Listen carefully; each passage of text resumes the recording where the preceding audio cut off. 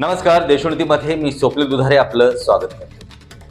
Corona आला आणि भारतालाच नाही तर जगभराला त्यानं हालून ठेवलं होतं. कधी नाही पाहिली तशी परिस्थिती निर्माण झाली होती. लॉकडाऊन काय, भयानक भीतीचं वातावरण काय, हॉस्पिटलमधली गर्दी काय, स्मशानभूमीमध्ये जाण्याची भीती काय, त्याचबरोबर एखाद्याला कोरोना झाल्यानंतर आपलाच व्यक्ती पटकन परका होतानाही आपण पाहिलं. हे सगळं झालं होतं एका महाभयंकर व्हायरसमुळे.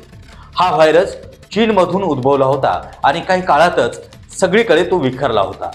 या 5 वर्षात मात्र कशी तरी परिस्थिती आटोक्यात आली आणि आज तब्बल 5 वर्षांनंतर पुन्हा चीनमधून एक HMPV नावाचा व्हायरस उद्भवला आणि पुन्हा थोडं फार का होईना पण भीतीचं वातावरण आता सगळीकडे निर्माण झाले.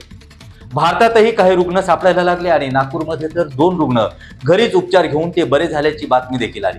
त्यामुळे HMPV किती घातक आहे, पुन्हा लॉकडाऊन लागणार का, खरं काय खोटं काय, म्हणूनच आज देशोन्नती घेऊन येत आहे एक विशेष चर्चासत्र. HMPV व्हायरस, खरं काय आणि खोटं काय, लॉकडाऊन लागणार का.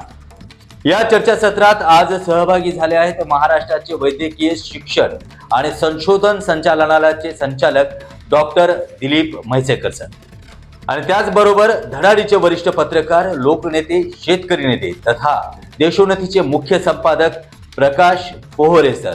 आपल्या दोघांचे आमच्या या स्टुडिओमध्ये हार्दिक स्वागत आहे.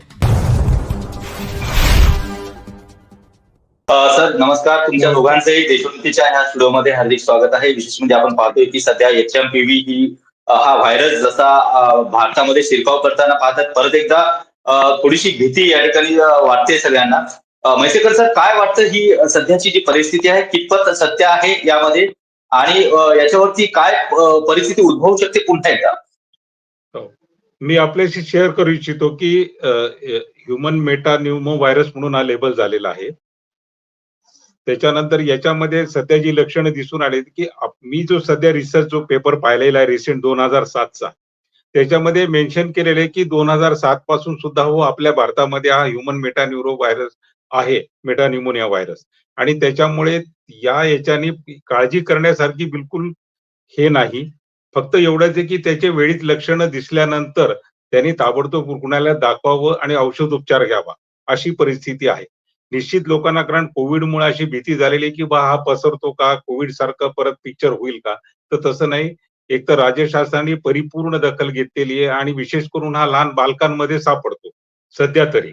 आणि त्यामुळे बालकांच्या आता रिसेंटलीच मी काल पेपरला वाचलं की डॉक्टर पल्लवी सापळे ज्या जे अधिष्ठाता आहेत त्यांच्या अध्यक्षतेखाली शासनाने टास्क फोर्स तयार केलेला आहे की जेणेकरून जे रुग्ण आहेत त्यांचा फॉलोअप आणि त्याची माहिती त्यांना घेण्यात यावी व त्या लक्षणासंदर्भातली विस्तृत माहिती व तसा अहवाल शासनात सादर करण्यात यावा वेळोवेळी.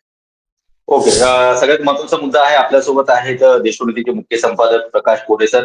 पोहरे सर, खरं तर कोरोना काळामध्ये तुम्ही खूप लढा दिला होता, अगदी कोरोनाला झुगारून लावलं. लॉकडाऊन मानलं नाही तुम्ही, त्या ठिकाणी बऱ्याचशा लोकांना तुम्ही दुकानं चालू करायला लावले. कोरोना काहीच नाही असं सांगणारे पोहरे साहेब आज आपल्यासोबत जोडले आहेत. खरं तर पोहरे सर, महत्वाचा मुद्दा असा आहे की पुन्हा एकदा भारतावरती म्हणजे भारताच्या छाताडावरती HMPV नावाचा हा व्हायरस येतोय. काय वाटतं तुम्हाला? असं आहे, आपण एका फार चांगल्या विषयाला आज हात घातला. मी आपलं अभिनंदन करतो. गोष्ट अशी आहे या सगळ्या संदर्भामध्ये की आपण त्याचा उल्लेख केला की एक फार महाभयंकर व्हायरस आला होता कोरोनाचा, असं आपण म्हटलं. मला तुम्हाला याच्यामध्ये असं सांगायचं आहे की महाभयंकर त्याला केल्या गेला. असं असतं की लोकांना कसं आहे की भीतीमुळे लोक जास्त हे होऊन जातात. मी एक छोटंसं उदाहरण देतो तुम्हाला की जेव्हा काही म्हणजे 100-1 लोकांचं ज्यांना साप चावला होता अशा लोकांचं जेव्हा पोस्टमॉर्टम रिपोर्ट काढले आणि टॅली केले, तर त्यावेळेला असं दिसलं की 100 पैकी 80 लोकांना सापाचं विषच नव्हतं, म्हणजे तो विषारी साप चावलेलाच नव्हता, पण तरी ते मेले. का मेले? कारण त्यांना भीती वाटली, अरे बापरे मला साप चावला, अरे बापरे मला साप चावला, तर मी कसं करू. तर काय असतं माहितीये का की भीती जी आहे महाराष्ट्रामध्ये किंवा भारतामध्ये किंवा जगामध्ये हा जो केला गेला, माझा तरी व्यक्तिगत या सगळ्या संदर्भामध्ये असं मत आहे की हे सर्व म्हणजे फार्मा कंपन्यांनी या सगळ्या संदर्भामध्ये त्यांची केवळ औषधं विकल्या जावीत आणि एक पर्टिक्युलर एक उद्देश ठेवून या सगळ्या संदर्भामध्ये हे सर्व कोरोनाचं षडयंत्र मी याला म्हणतो असं केलं गेलं. आम्ही त्यावेळेला सांगत होतो लोकांना, त्यावेळेला ते लोकांना पटत नव्हतं, कारण भीतीच तेवढी होती लोकांमध्ये. परंतु मला एक कॉमन सेन्स त्याच्यामध्ये दिसला, की दोनच गोष्टीमध्ये मला फार त्याच्यामध्ये हे वाटलं, की त्यांनी जे मास्क वगैरे लावायला सांगितलं होतं, मी मास्क एक माझ्या सुनेच्या आग्रहाखातर मी मास्क लावला आणि 5च मिनिटामध्ये मला गुदमरायला आलं, की मी म्हटलं हे काय मास्क, आपण स्वतः सोडलेला जो श्वास आहे म्हणजे कार्बन डायऑक्साईड, तो आता आपण इनहेल करतोय पुन्हा. तर हे मला काही कॉमन सेन्सही पटलं नाही. मी त्याच्यासाठी एक नेहमी उदाहरण देतो, की जसं पेट्रोलच्या गाडीमध्ये डिझेल टाकलं तर चालणार नाही किंवा डिझेलच्या गाडीत पेट्रोल टाकलं तर चालणार नाही, तसं ह्युमन बॉडी जी बनलेली आहे ती आपल्या म्हणजे आपण हवा आतमध्ये घेण्यासाठी बनवलेली आहे आणि हवेवर आपली बॉडी चालते आणि हवेतला मग आपली बॉडी त्याच्यामध्ये हे करून त्यातला कार्बन म्हणजे ऑक्सिजन शोषून घेते, कार्बन बाहेर फेकून देते. ही साधी सिस्टीम आहे. मग असं असताना आपण आपला मास्क लावायचा चेहऱ्यावर आणि आपण सोडलेला आपण कार्बनच आतमध्ये घ्यायचा आणि मग त्याच्यानंतर मी जे जे काय म्हटलं तसंच झालं. त्याचे सगळे दुष्परिणाम लोकांमध्ये दिसायला लागले. त्याच्यानंतर त्याच्यामुळे जे काही काय म्हणतात त्याला वेगवेगळे आजार लोकांना व्हायला लागले. डोळ्याचे आजार झाले, स्किनचे आजार झाले. तर सांगायचा मुद्दा असा आहे की हे जे काही HMPV व्हायरस हे या सगळ्या संदर्भामध्ये जे मीडिया जी काही भीती पसरवून राहिली आहे आणि असं पुन्हा ते सांगितलं जाते की चीनने पुन्हा एक व्हायरस सोडला, लीक झाला, टमका झालं वगैरे. हे चीनमधूनच का सांगतात बाबा नेहमी? त्याचं कारण साधं आणि सरळ आहे की चीनची भाषा भारतातल्या लोकांना कळत नाही आणि भारताची भाषा चीनला कळत नाही. मग तुम्ही काही ठोकून द्या ना त्यांच्या नावावर. हा सुद्धा पुन्हा त्या कोरोनासारखंच एक नवीन म्हणजे फार्मा कंपन्यांनी किंवा या सगळ्या संदर्भामध्ये जे ज्यांची त्याच्यावर दुकानदारी अवलंबून आहे, ठरवलेलं आहे, अशा लोकांनी तयार केलेलं आहे.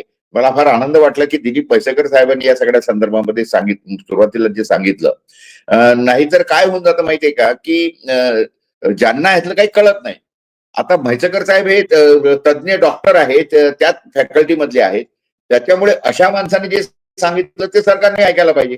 याच्यामध्ये ज्यांचा काही संबंध नाही असे लोक या सगळ्या संदर्भामध्ये येत होते आणि जे काही बोलत होते त्याच्यामुळे लोकांमध्ये जी काही एक भीती पसरून गेली होती आणि सरकारने म्हणजे आता कोणी म्हणा ना, माझं म्हणणं आहे की बा या सगळ्या संदर्भामध्ये जे काही बोलायचं तज्ञ बोलतील ना. तर तज्ञ राहिले बाजूला आणि पॉलिटिकल लोक आणि बाकीचेच लोक याच्या संदर्भामध्ये बोलायला लागले आणि तज्ञ जे सांगत होते ते त्या विरोधात. म्हणजे युनिव्हर्सल हेल्थ ऑर्गनायझेशन जी आहे त्याचे तज्ञ, त्यातले शास्त्रज्ञ सांगत होते की अरे बाबा असं काही नाही आहे आणि माणसामध्ये जी काही इम्युनिटी तयार होऊन जाते. अलग लक्षात, इम्युनिटी महत्वाची आहे ना. तुम्ही असं आहे की ज्या माणसाला सर्दी पडतं एकदा होऊन गेलेला आहे त्याच्यामध्ये ऑलरेडी ती इम्युनिटी तयार झालेली आहे. मी काही त्यातला तज्ञ नाही, परंतु जे तज्ञ बोलतात त्याच्यावरून जे मला कॉमन सेन्स ते पटलं की सारासार विचार बुद्धी आपली जी आहे ती कॉमन सेन्स जर पाहिले, कॉमन सेन्स जर वापरला तर सगळ्या गोष्टी कळतात. आणि कोरोनाचा जे काही त्यावेळेला मी बघितलं, कोरोनाचा म्हणजे शेकडो वर्ष जुनी जर डिरेक्टरी काढली तरी त्याच्यामध्ये लिहिलेलं आहे कोरोना कॉमन कोल्ड. हा त्यातलं मिनिंग आहे. आणि असं काही दाखवत होते की कोरोना हा नवीनच झाला काहीतरी. अरे बाबा, व्हायरस पहिली गोष्ट असं आहे की आपल्या आजूबाजूला प्रत्येक माणसाच्या आजूबाजूला हजारो व्हायरसेस असतात. त्यांच्यामधूनच आपण राहतो, त्यांच्यासोबतच जगतो आपण. आणि त्याच्यामुळे उगाच ह्या सगळ्या संदर्भामध्ये जी काही मरणाची भीती टाकून दिली होती साध्या कॉमन कोल्डची, अहो सर्दी पडचं होणं म्हणजे हे उलट म्हणजे काय म्हणतं माणसाला वरदान आहे. जर सर्दी झाली, मुळामध्ये असं आहे की सर्दी का म्हणजे सर्दी यायच्या अगोदर माणसाला शिंक येते. शिंक आली याचा अर्थ त्याची एक ह्युमन म्हणजे ह्युमिनिटी काम करून राहिली आहे. म्हणजे नाकामध्ये जे सेन्सर ते काम करतात आणि आतमध्ये जर व्हायरस जात असतील तर ते त्यांना हाकलायसाठी जोरात हवा सोडतात. नंतर मग काय होतं, त्याला मारण्यासाठी पुन्हा नाकातून फ्लूड येतो. तर त्याच्यामध्ये तुम्ही साधं आपलं रुमाल घेऊन ते नाक साफ जरी केलं तरी त्यातलं ते निघून जातं. त्याच्याही नंतर जर काही व्हायरसेस आतमध्ये गेलेच तर त्या व्हायरसेसला मारायला आपली बॉडी रिॲक्ट करते. त्या व्हायरसेसला मारायला काय आहे की बॉडी गरम केली म्हणजे ताप चढला की त्याच्यामध्ये ते व्हायरसेस मरतात. पण आपण काय करतो वाढवपणा की त्याच्यामध्ये आपण ते काय म्हणतो पॅरासिटामॉल खाऊन टाक, ते डोलो खाऊन टाक आणि शरीर आपली बॉडी म्हणजे टेम्परेचर वाढवायचा प्रयत्न करते आणि त्या व्हायरसला मारायचा प्रयत्न करते. आपण त्याच्यामध्ये हस्तक्षेप करतो. आणि एक लक्षात घ्या की जिथं थंड प्रदेश आहे आणि भारतातला तर उष्ण कटिबंधातला प्रदेश आहे, तर याच्यामधले सारखी लक्षणं कशी असणार आहे? परंतु त्यावेळेला सगळ्या लोकांनी बुद्ध्या गहाण ठेवल्या होत्या आणि ते त्या पद्धतीने चालत होते. मला आनंद वाटला की आज म्हैसेकर साहेबांनी अगदी स्पष्टपणे सांगितलं की तसं काही विशेष हे करण्याचं काही कारण नाही आहे. परंतु तरी मला कधी कधी भीती वाटते म्हैसेकर साहेब की समजा उद्या शासनाने वरूनच आदेश पाठवले दिल्लीने की नाही असं करा, तर त्यावेळेस आपल्यासारख्या तज्ञांनी या सगळ्या संदर्भामध्ये अगदी पुढाकार घ्यायला पाहिजे याची म्हणजे आपल्याला विनंती आहे. बरोबर. म्हैसेकर सर, काय वाटतं तुम्हाला सध्याची पिढी जो समाज याच्यामध्ये कसं आहे सर, की ऑलरेडी केंद्र शासनाने सुद्धा राज्य शासनाला फक्त निर्देश दिलेले आहेत, की त्यांनी पेशंट सगळे तपासून घ्यावे व लक्षणं पाहून घ्यावे. त्या अनुषंगाने हा टास्क फोर्स करण्यात आलेला आहे. आणि सौम्या स्वामीनाथन ज्या WHO ज्या रिप्रेझेंटेटिव्ह आपल्या भारताच्या, त्यांनी सुद्धा याच्यावर कालच क्लॅरिफिकेशन दिलेलं आहे, की याचा आणि कोविडशी काही संबंध नाही. याचं टोटली लक्षण याच्यातले वेगळे आहेत आणि आपल्याकडे जी मुलं सापडली आजपर्यंतच्या जवळजवळ 12 केसेस झालेल्या आहेत.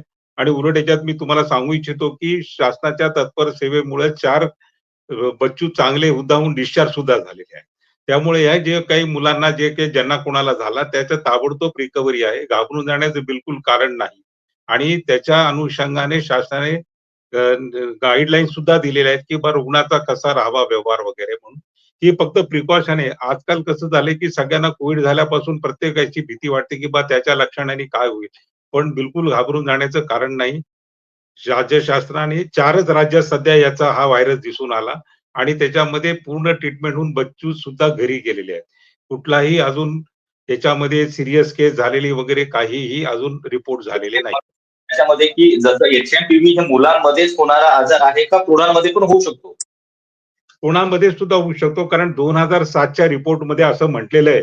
मेडिसिन जर्नल जे असं की ज्याच्यामध्ये सगळ्या केसेस रिपोर्ट होत असतात, की त्याच्यात त्यांनी असं म्हटलेलं आहे, की त्यावेळेस हा व्हायरस होऊन गेला त्याच्यामध्ये हा व्हायरस जुनाच आहे. आपल्याकडे भारतामध्ये आधीपासून आहे 2007 पासून आणि जेव्हा रोगप्रतिकार शक्ती एखाद्याची कमी होते आणि त्याची जेव्हा ऍक्टिव्हिटी वाढते, त्यावेळेस त्या रुग्णांना त्याचा संसर्ग होतो. सगळ्यांनाच होईल अशी याची काळजी करायचे कारण नाही. कारण आपल्या इथं आपण सक्षम आहोत सगळे घेण्यामध्ये, राहण्यामध्ये वगैरे आणि ज्या काही केसेस दिसून आल्या, मी तर तुम्हाला म्हटलं नाही, की 12 केसेस आतापर्यंत रिपोर्ट झाल्या, त्याच्यात 4 डिस्चार्ज सुद्धा झालेले आहेत. म्हणजे त्या ज्या 2 सुरुवातीला रिपोर्ट झाल्या, तर ते रिकव्हर कंप्लीट होऊन गेलेल्या आहेत. परवालाच नागपूरचा जो रिपोर्ट आला माननीय जिल्हाधिकारी सरांनी, विटणकर सरांनी सांगितलं, ते सुद्धा डॉक्टर आहेत फॉर्च्युनेटली. त्यांनी सुद्धा सांगितले, की ज्या केसेस होत्या त्या सुद्धा कंप्लीट क्युअर झालेल्या. त्यामुळे याच्यापासून बिलकुल घाबरण्याची गरज नाही. फक्त एक शंका आली म्हणून कोणाला याचा असा फैलाव होऊ नये, की हे कोविड सारखा आहे. म्हणून शासनाने खबरदारी घेतलेली, की हा पूर्ण व्हायरस जो तो आपल्या इथला रेग्युलर व्हायरस आहे. जशी आपल्याला सर्दी खोकला होता, तशा प्रकारचा हा एक प्रकारचा ताप. सगळ्यात महत्वाचा मुद्दा आहे, की आमच्या प्रेक्षकांना हे जाणून घ्यायचं आहे, की HMPV जो व्हायरस आहे हा ज्या पद्धतीने टीव्हीवरती बातम्या दाखवल्या जात आहेत, की लॉकडाऊन लागेल का किंवा मास्क लावावंच लागतं का किंवा एवढा मोठं वातावरण निर्माण होऊ शकतं का? काय सांगाल प्रेक्षकांना? याच्यामध्ये कसं आहे, की आपण फक्त त्याच्यामध्ये म्हणजे शंका याच्यासाठी ठेवलेली आहे, की कोणाला सुद्धा, की बऱ्याच जणांना खोकला वगैरे असतो, की कोणाला त्याच्यातल्या समजा 10 जणांमधून एकाला जर का कॅरी होतं, तर तो स्प्रेड होऊन ही त्याच्या मागची भूमिका आहे. आपल्या संपर्कात कोणी आला तर त्याच्यापासून काळजी घेण्यासाठी म्हणून किंवा जे डॉक्टर लोक कर्मचारी जे रुग्णालयात काम करतात आणि त्या रुग्णामध्ये विशेष करून बाह्यरुग्ण विभागात ते लोक संपर्कात येतात काही रुग्ण. आणि काही रुग्ण कसे असतात, की खोकताना वगैरे बरेच जण कोणी रुमाल वगैरे धरत नाही. मग त्या दृष्टिकोनातून त्यांना सांगण्यापेक्षा मग आपणच ते प्रिव्हेन्शन म्हणजे त्याचं प्रतिकार म्हणजे पुढं हे लक्षण लागू नये किंवा आपल्याला त्याचं इन्फेक्शन होऊ नये. त्यामुळे आपण जे ते यांना मास्क वगैरे वापरायची सूचना केली आहे शासनाने. बरोबर. सर, पोरे सर, मी पुन्हा तुमच्याकडे येतो, की आपण जसे म्हैसेकर सर एक आरोग्यामध्ये तज्ञ आहेत, तुम्ही एक पत्रकार आहात आणि तुम्हाला माहिती आहे, की याचं देखील राजकारण होऊ शकते. काय वाटतं, काय शंका आहे, की ज्या पद्धतीने मागच्या वेळेस राजकारण झालं, बरेचसे फ्रॉड झाले, ज्याच्यामध्ये कंपन्या आणि फार्मा कंपन्यांनी अक्षरशः लुटलं, असे आरोप तुम्ही केले होते. काय वाटतं, याचा काही गंभीर परिणाम होईल का? नाही, असं लक्षात घ्या दुधारे, की आपला 140 कोटीचा देश आहे आणि 140 कोटीच्या देशामध्ये 10-12 पोरांना काही सर्दी पडसं झालं, जे काही होतच राहतं पोरांना. आणि मुख्य म्हणजे हा हिवाळा आहे. हिवाळ्यामध्ये सर्दी पडसं नाही होणार तर काय उन्हाळ्यामध्ये होणार आहे का? तर त्याच्यामुळे कसं आहे माहितीये काय, की आपण जुना अनुभव लक्षात घेता कोरोनाच्या संदर्भामध्ये ज्या पद्धतीने हे सर्व भीती पसरवून सर्व दुकानदारी केली गेली, त्याचा आपलं हे केलं पाहिजे. आणि दुसरी गोष्ट म्हणजे WHO कोण लागून गेली? WHO तर एवढे सगळं फंडिंग जे आहे हे सगळं फार्मा कंपनीकडून येतं. त्याच्यामुळे ते त्यांच्याच बाजूने बोलणार आहे. विचारायचंच असलं तर युनिव्हर्सल हेल्थ ऑर्गनायझेशन आहे आता WHO. तर WHO सुद्धा सरकारने दखल घेतली पाहिजे. त्यांच्यामध्ये जे असलेले तज्ज्ञ आहेत, त्यातले बरेचसे तज्ज्ञ हे सरकारी नोकरीत आहेत. आणि त्याच्यानंतर ती माणसं ऑथेंटिक माणसं आहेत. ती काही असे म्हणजे काही दुकानदार किंवा ह्याच्यातली माणसं नाही आहेत. त्याच्यामुळे UHOनी सुद्धा मी UHOला सुद्धा आता एक पत्र लिहिणार आहे. मी त्यांचा सुद्धा सदस्य आहे मी त्या UHOचा. परंतु त्यांनी एक पत्र काढून सरकारला अगदी कळवलं पाहिजे अथॉरिटिकली किंवा असं हे अशा याच्यामध्ये करू नका. कारण त्यांनी कळवणं हे त्यातलं महत्वाचं गोष्ट आहे. कारण ते तज्ज्ञ माणसं आहेत, डॉक्टर लोक आहेत त्याच्यातली आणि शास्त्रज्ञ आहेत त्याच्यामध्ये बरेच मोठे मोठे आणि हजारो लोक त्यांच्यासोबत जुळलेले आहेत.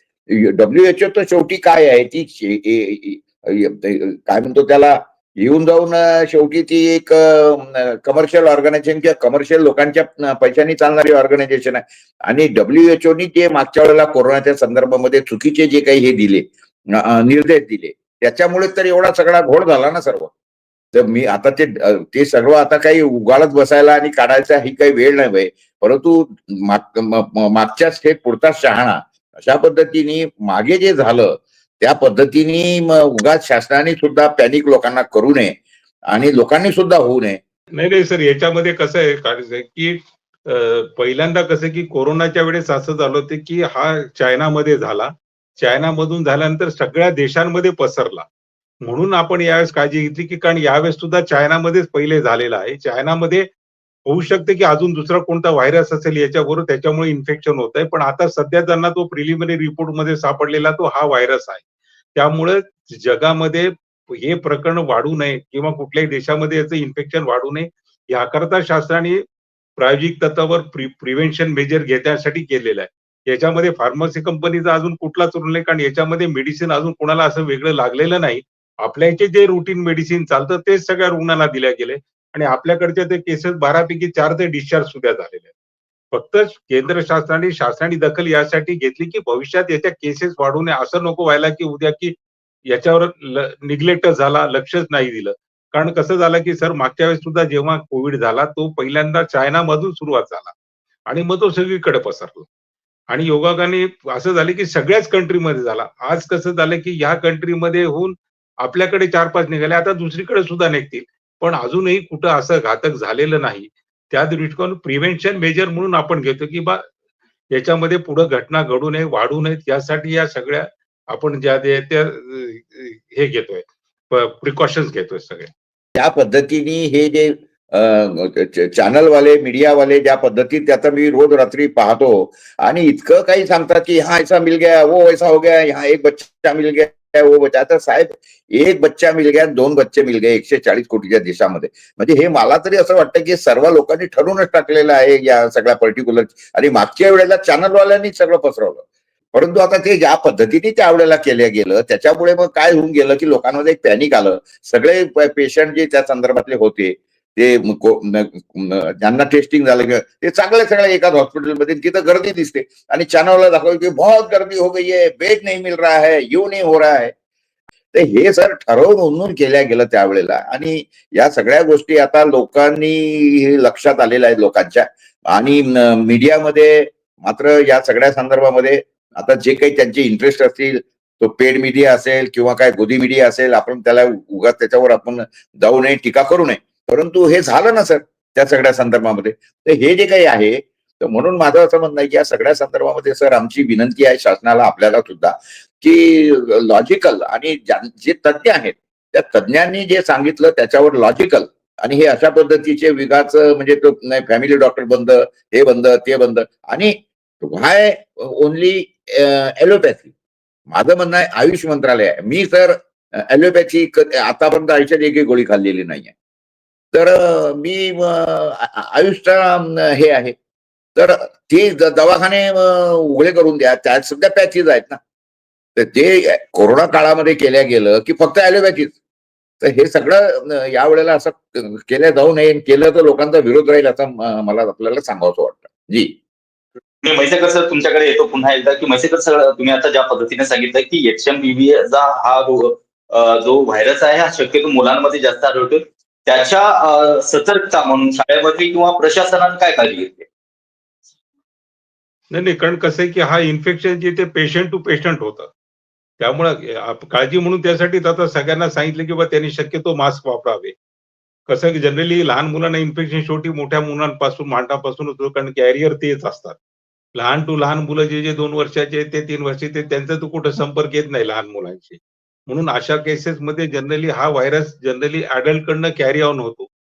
आणि म्हणजे बऱ्याचशा गोष्टीत असं झालेलं आहे की इव्हन कोविडमध्ये सुद्धा बघताना आपण असं बघा की कोविडमध्ये जेव्हा संसर्ग झाला तेव्हाच पेशंटना इन्फेक्शन झालं. तो कुठून तरी संसर्ग व्हावा लागतो तेव्हा जीवकडे. पण फॉर्च्युनेटली चांगलं हे झाले की यावेळेस लवकर निदान झालं आणि याच्यामध्ये क्लिअर कट सांगितलं, WHOने सांगितलं आणि भारतातल्या आपल्या सगळ्या तज्ञांनी सुद्धा सांगितलं की बा हा आपल्याकडे 2007 पासून हा व्हायरस ऑलरेडी आहे सगळीकडे. फक्त त्याचा इन्फेक्टिव्ह रेट दिसला नाही किंवा आता तो चायनामध्ये झाला म्हणून आपल्याकडे तो डिटेक्ट होताना दिसून आला. पण आपल्याकडे पेशंट कंप्लिटली क्युअर झालेत आणि ते सुद्धा शॉर्ट टेन्युअरमध्ये झाले. आता चायनाकडचा जेव्हा रिपोर्ट येईल फायनल, की या व्हायरस बरोबर अजून काय होतं आणि त्याच्यामुळे त्यांच्याकडे एवढी का केसेस वाढल्या आणि कॉम्प्लिकेट झाल्या, तो त्यांचा रिपोर्ट आल्यानंतर आपल्याला ती गोष्ट माहित होईल. आपण पहा कारण कोविडमध्ये सुद्धा चायनाकडे जो झालेला रेट होता त्या मानाने आपण त्या मानाने खूप सेफ राहिलेलो. कारण ते प्रत्येकाच्या रोगप्रतिकार शक्तीवर सुद्धा अवलंबून आहे या गोष्टी. आपल्या डाएट वगैरे आपल्याकडे जसं आता साहेब म्हणाले किंवा आपल्याकडे बरेच लोक अनेक औषधी घेतात. त्याचाही इफेक्ट असो पण त्याच्यावर कोणी त्या पॅथीच्या लोकांनी कोणी अभ्यास करायला पाहिजे ना, की बा हे केल्यानंतर याच्यावर रिएक्शन याच्यावर आपल्याला कॉस्ट सुद्धा मिळेल आणि याच्यावर ट्रीटमेंट सुद्धा मिळेल. ते जोपर्यंत रिपोर्टिंग होणार तसं डायरेक्ट देता येत नाही कुणाला. त्यामुळे तो गेल्यानंतर उपाय केल्यानंतर तो माहित होईल. त्या अनुषंगाने आपण सध्याच्या ह्याच्यामध्ये तर एकदम कम्फर्टेबल राहावं. फक्त प्रिव्हेन्शन मेजर आपण घेतो आहोत. प्रिकॉशनरी मेजर की बा वाढू नये या केसेस आणि गेल्या आज माहिती आजच्या ह्याच्यात तर फक्त 12 केसेस नंतर आता तर काही परत सध्या आज काही रिपोर्टिंग नाहीये कुठलं. बरं. सर आपल्याकडे वेळ खूप कमी राहिला आहे. दोघांकडेही एक शेवटचा संदेश जनतेला द्याल. कोरे सर काय वाटतं, काय जनतेला संदेश देत आहे? कारण सध्या आपणही एक वरिष्ठ पत्रकार आहेत. बातम्यांच्या माध्यमातून कुठेतरी जनजागृती व्हायला पाहिजे, पण काहीतरी अफवांचं प्रमाण वाढते. काय सांगाल? नाही, एक लक्षात घ्या की ताप हा एक संसर्गजन्य आजार आहे. साहेबांनी सांगितलं ते बिलकुल बरोबर आहे. घरात एकाला आपण नेहमी बघतो ना, माझ्या घरामध्ये जर समजा माझ्या लहान्या किंवा माझ्या बायकोला जर ताप आला असेल किंवा मला ताप आला, सर्दी पडसं झालं, तर 2-4 दिवसांत माझा बरोबर होतो, माझ्या बायकोला होऊन जातो. बायकोचं झालं नाही तर तिला 2-4 दिवस होत नाही, तर मग घरातल्या नातींना होतं. पूर्ण 5-6 जणांना तो होतोच. आणि हे आजचं नाही आहे, हे कित्येक वर्षांपूर्वीचं आहे. कारण व्हायरस तसा इन्फेक्शन होतोच. परंतु याचा अर्थ काही त्याच्यामध्ये एवढं डिस्टन्सिंगच पाळलं पाहिजे की उलट व्हायरस म्हणजे अशा पद्धतीने एकदा ताप आणि सर्दी येऊन गेली एका सीझन मध्ये. आपल्या भारतामध्ये वार्षिकले 3 ऋतू आहेत आणि 3 ऋतू म्हटले की लगेच बॉडीचं टेम्परेचर आणि हे सगळं खाणं पिणं, पाणी थंड गरम वगैरे हे सगळं होतं आणि त्याच्यामधून ह्या येणारी कॉमन गोष्ट आहे. आणि एकदा जर का सर्दी पडसं झालं तर पुन्हा होत नाही. आणि जर झालं नाही तर समजून जायचं की उलट माझं तर असं मत आहे या सगळ्या संदर्भामध्ये. आता मी काही डॉक्टर नाही त्या संदर्भामध्ये, म्हैसेकर साहेब या सगळ्या संदर्भामध्ये पुष्टी करू शकतील. तर गोष्ट अशी आहे की एकदा तुम्हाला हे सर्दी पडसं होऊन गेले की इम्युनिटी तुमची डेव्हलप होऊन जाते. मग ते पुन्हा त्याच्यातलं हे होत नाही. कारण असं आहे, मानवी ह्युमिनिटी ही सगळ्यात महत्वाची गोष्ट आहे आणि भारतातल्या लोकांची ह्युमिनिटी तर भयंकर स्ट्रॉंग आहे. एक लक्षात घ्या, कारण आपण उष्ण कटिबंधातले लोक आहोत. फक्त गोष्ट अशी आहे की चुकीच्या पद्धतीने औषधोपचार घेऊ नये. तर जे ताप आला तर 2-4 दिवस वाट बघा. माझे जेव्हा फॅमिली डॉक्टर होते ना, ते ताप आला की 3-4 दिवस मला काही म्हणायचे नाही. ते सांगायचे की नाही घरी जा, जेवण बंद करून टाक आणि मोसंबी खात राहा, हे सांगायचे. 4-5 दिवसांतर ते पाहायचे की उतरला नाही का अजून, तर मग ते टेस्टिंग करायला पाठवायचे. अरे नाही हा काय म्हणतो त्याला न्यूमोनिया आहे किंवा अजून कुठला ताप आहे ते बघायचे. त्याच्यानंतर औषधोपचार व्हायचा. 4-5 दिवसापर्यंत औषधोपचार बिलकुल गोडी नाही, काही नाही, जा घरी जाऊन झोपून राहा, ब्लँकेट घे, हे सांगायचे आमचे डॉक्टर. आता ते दिवस गेले आणि लगेच ताप आला की लगेच डोलो घ्या आणि हे काय आपलं पॅरासिटामॉल घ्या, ज्यांनी शरीर एक काम करते तुम्ही त्याच्यामध्ये अडथळा करताय. तर ह्या सगळ्या गोष्टी लोकांनी समजून घेतल्या पाहिजे आणि उगाच या संदर्भामध्ये घाबरून जाण्याचं काही कारण नाही आहे. आणि एक लक्षात घ्या, चायनाच्या संदर्भात जे दाखवलं जाते, चायनाचा एक व्हिडिओ मी बघितला, तिथलाही आमचा मित्र आहे, त्याने एक व्हिडिओ तयार करून पाठवला. अरे म्हणे सगळं इथं नॉर्मल आहे, इथं काही कुठे मास्क नाही, काही नाही, हे आमचं उगाच चायनाला बदनाम करून राहिली, इथे काही नाही म्हणे, सर्व नॉर्मल आहे. मी त्याला फोन केला होता भीतीने. अरे म्हटलं काय रे पुन्हा तिथं, अरे काही नाही रे म्हणे, उगाच काहीतरी कारचं सांगतात वगैरे म्हणे. असं काही नाही. आता त्यांनी मग मला तो याच्यातून जात होता मेट्रो मधून, तर त्यांनी दाखवलं मेट्रोतल्या एक 5-10 लोकांना मास्क होता, बाकीची सगळी लोक तशीच होती. तो याच्यामध्ये गेला एका मॉलमध्ये, तर मॉलमध्ये त्याची परिस्थिती, सगळे लोक नॉर्मल आहेत म्हणे तिथे, आणि उगाच काय चायनाला बदनाम करतात आणि हे करतात म्हणे, हे सर्व खोटं आहे म्हणे. अशी परिस्थिती आहे. अगदी सर. म्हैसेकर सर, आता ज्या पद्धतीने कोरे सरांनी सांगितलं की सध्या कुठल्याही गोष्टीवरती विश्वास न ठेवता ज्या पद्धतीने ताप येतो हा नॉर्मल आहे. म्हैसेकर सर, तुम्ही जाता जाता एक संदेश काय सांगाल? कारण सध्या महाराष्ट्रात नाही देशभरामध्ये कुठेतरी भीतीचं वातावरण आहे. बऱ्याच चॅनलवरती लॉकडाऊन लागणार का असे संवाद होत आहेत. आपणही त्या पद्धतीने पुढे जाऊन हे घातक ठरू शकते का? नाही, असं काहीच नाही. भीतीचं कारण बिलकुलच नाही. आता जे ते आपल्याकडे नॉर्मल याच्यामध्ये फक्त सगळ्यांना एकच हे, की बा त्यांनी आपल्या फॅमिली डॉक्टरला किंवा जवळच्या आरोग्य केंद्रामध्ये वगैरे संपर्क साधून लक्षणं असले दाखवून घेणे. कारण कसं झालंय, की आता व्हायरस एक तर पॉप्युलेशन खूप वाढलेलं आहे. व्हायरसच्या व्हेरायटीज वाढल्या आहेत. जे 10 वर्षाखाली होतं त्याच्याला जवळ-जवळ 10 टाइम्स वाढलेल्या गोष्टी आहेत. त्यामुळे फक्त की बा भविष्यात त्याचं वाढ होऊ नये याकरता आपण जवळच्या रुग्णालयाशी संपर्क साधावा आणि शासनाने पूर्ण गाईडलाईन दिलेल्या आहेत. काळजी करायचं बिलकुल कारण नाही. कारण आता जे रिकव्हर झाले ते 2 ते 3 दिवसात इमिडिएटली रिकव्हर झालेले आहेत. त्यामुळे काळजीचं आणि भीतीचं बिलकुल कारण नाही. फक्त लक्षणं दिसल्यात संपर्क करून घ्यावा. आपल्या फॅमिली डॉक्टरला दाखवलं तरी हरकत नाही किंवा अ, ग्रामीण रुग्णालय म्हणा किंवा प्राथमिक आरोग्य केंद्र आहे, वैद्यकीय महाविद्यालय त्या ठिकाणी दाखवून आपली तपासणी करून घ्यावी. जेणेकरून संसर्ग होऊ नये दुसऱ्यांना. धन्यवाद. आजच्या ह्या चर्चासत्रामध्ये आपण दोघांनी आपला बहुमूल्य वेळ दिलात आणि विशेष म्हणजे सगळ्यांना बरं पोरे सरांना काहीतरी बोलायचं तर बोला.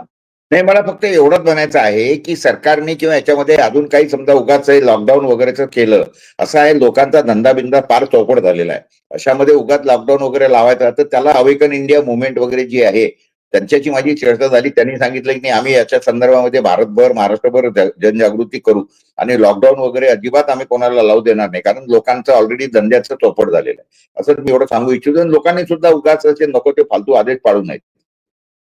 बरोबर आहे. एक महत्त्वाचा मुद्दा या ठिकाणी जाता जाता चर्चा सत्रामध्ये सर पोरे सर विशेष अवेकन इंडिया संदर्भात तुम्ही हा विषय काढला म्हणून सध्या जे न्यू एज्युकेशन पॉलिसी जी आहे त्याच्या संबंधित आपले म्हैसेकर सर आहेत त्यामुळे हा प्रश्न उद्भवला. न्यू एज्युकेशन पॉलिसीमध्ये ज्या पद्धतीने लसीकरण जो मुलांना लसीकरण जे कंपल्सरी करण्याचं ठरवलं त्या संदर्भामध्ये म्हैसेकर सर काय वाटतं? सर हा, लसीकरण बोला ना सर, घेण्याचा बोला बोला. कार्यक्रमच असा आहे की लहानपणीचा की बा पुढापासून लहान मुलांना लहानपणापासूनच म्हणजे संसर्ग होऊ नये व प्रतिकार शक्ती वाढावी यासाठी आपण लसीकरण त्या मी सुद्धा माझ्या लहानपणी घेतलेलं आहे. आपणही घेतलं असाल. आता तर प्रत्येक याच्यासाठी लसीकरण निघतंय. त्या अनुषंगाने लसीकरण घेणं अत्यंत आवश्यक आहे सर. की कारण रोगप्रतिकार शक्ती ही चांगली टिकली पाहिजे आणि वाढल्या गेली पाहिजे. नाही, नाही, माझ्याकडे साहेब गोष्ट अशी आहे, की पूर्वीच्या लसी संशोधन करायला 3-3, 4-4, 5-5, 10-10 वर्ष जायचे. आता ह्यांनी कोरोनाच्या काळामध्ये ज्या पद्धतीने 3-4 महिन्यामध्ये ती लस शोधून काढली आणि ती लस घेतल्यानंतर आता आपण बघतो आहे किती लोकांना काय काय प्रॉब्लेम होता. मी तर रोज बघतो. म्हणजे त्याच्यामध्ये फायझर कंपनीने तर त्यांच्या माजी सीईओनी हे डिक्लेअर सांगितलंय, की कोरोना लसीकरण म्हणजे काय म्हणतात त्याला, कोरोना जॉबचा मुख्य उद्देश हा युवकांना स्टरिलाइज करणं होतं. आता किती भयंकर स्टेटमेंट आहे. आणि त्याच्यानंतर आम्ही आता कॉमनली बघतो आहे, की लोकांमध्ये भयंकर जास्त हा प्रॉब्लेम झालेला आहे. तरुण मुलांना म्हणजे विशेषतः, की त्यांना म्हणजे ते स्वतःला आता इम्पॉर्टन्ट समजायला लागलेले आहेत. आणि अनेक लोक मी बघतो आहे, की ज्यांना हार्ट अटॅकचे किंवा याचे आणि कॅन्सरचे रुग्ण किती वाढलेले आहेत. तर ह्या सगळ्या गोष्टी आता सगळ्या बाहेर यायला लागलेल्या आहेत. अनेक देशांनी हे सगळ्या गोष्टी ह्या कोरोना लसीकरणामुळे झालेले आहेत. म्हणून हे मान्य केलं आहे त्याच्या कंपनीला फायझरला किंवा ह्याला ॲस्ट्राझेनेकाला वगैरे आता दंड ठोठावलाय त्यांच्या ह्याच्यामध्ये भयंकर दंड ठोठावलेला आहे या सगळ्या संदर्भामध्ये.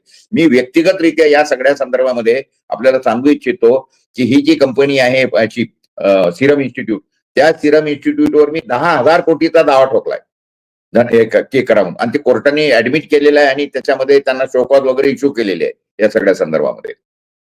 जी सर म्हैसेकर सर या मुद्द्याकडे बोलताना एक शेवटचं एक उत्तर द्यानंतर आपण या कार्यक्रमाला समाप्त करू कारण आपला वेळ संपलेला आहे की विद्यार्थ्यांना पालक जे आहे आपल्या मुलांना शाळेत शिकवण्यासाठी पाठवतात शिक्षण घेण्यासाठी पाठवतात पण त्याची लसीकरण किंवा ते 100% लसीकरण किंवा औषधोपचार जे आहे ते करणं कितपत योग्य आहे शाळेत?